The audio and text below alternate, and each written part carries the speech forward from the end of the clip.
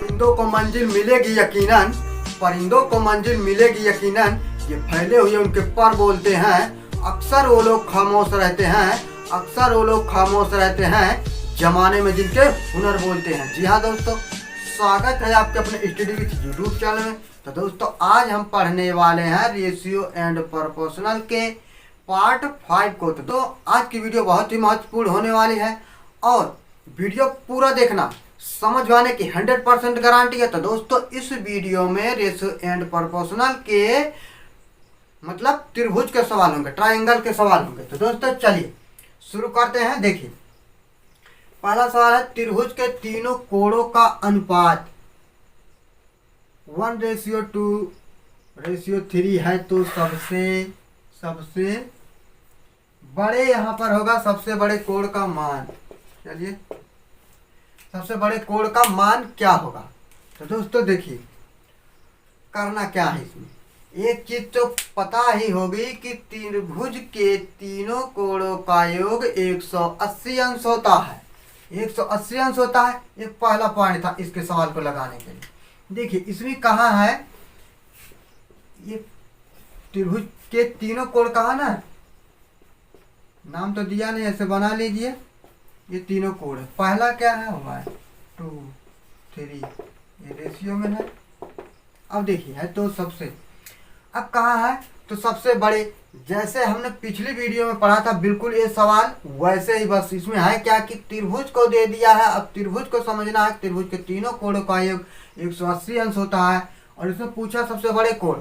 तो देखिए सबको क्या कर लेना है, सबका योग करना है, इन सबका योग कर लेना है।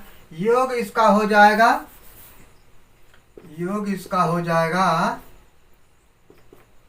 6 आ जाएगा। देखिए 2 1 3 3 3 6 आ गया।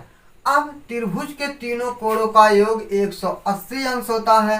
त्रिभुज के तीनों कोणों का योग 180 अंश है तो क्या होगा, बिल्कुल सिंपल है, ऐसे हमें करना है 180। अब सिंपल तरीके से इसको डिवाइड कर देना है 6 से, 6 3 18 हो जाएगा।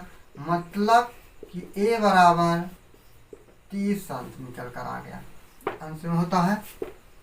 अब देखिए अब पूछा है इसमें सबसे बड़े कोण का मान, तो सबसे बड़ा कोण तीसरा है, तो सबसे बड़ा कोण तीसरा है तो 3 × 30 हो जाएगा, बस आ जाएगा 3 त्रिका 9।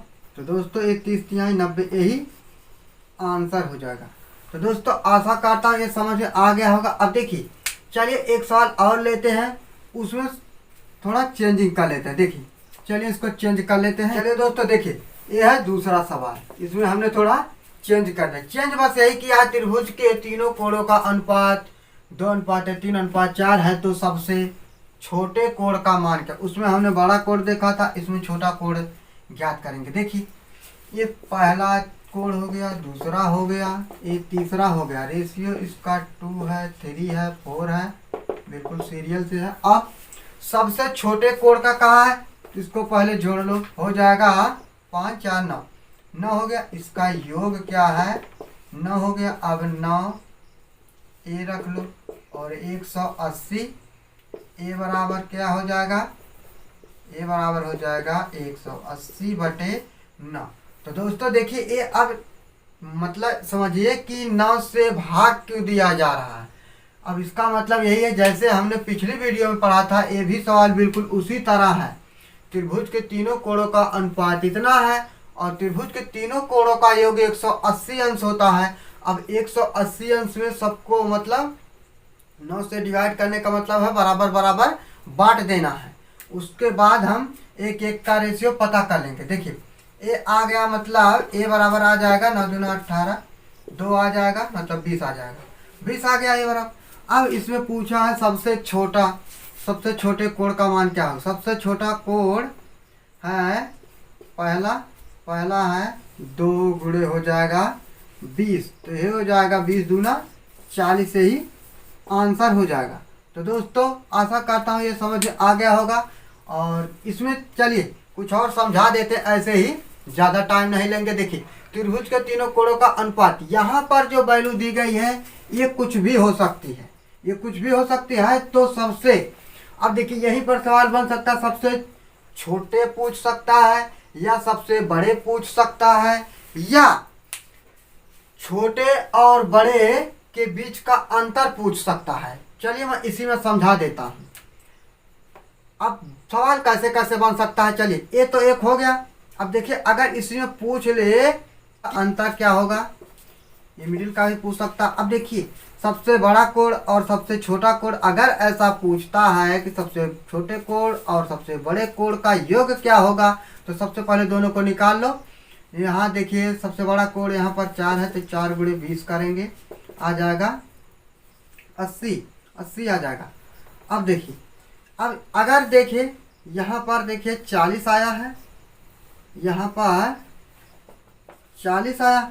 अब इसी में सवाल बन सकता है कि इन दोनों का योग क्या होगा, बन सकता है ना, इन दोनों का योग क्या होगा, इन दोनों का अंतर क्या होगा, इन दोनों का गुणा क्या होगा, कुछ भी पूछ सकता है। बस आप लोगों को समझना यही है, एक बार समझ लेंगे तो कोई भी कैसी भी तरह से घुमा फिरा के देखिए आप अच्छी तरह से उसे हल कर लेंगे। तो दोस्तों आशा करता हूँ समझ में आ गया होगा।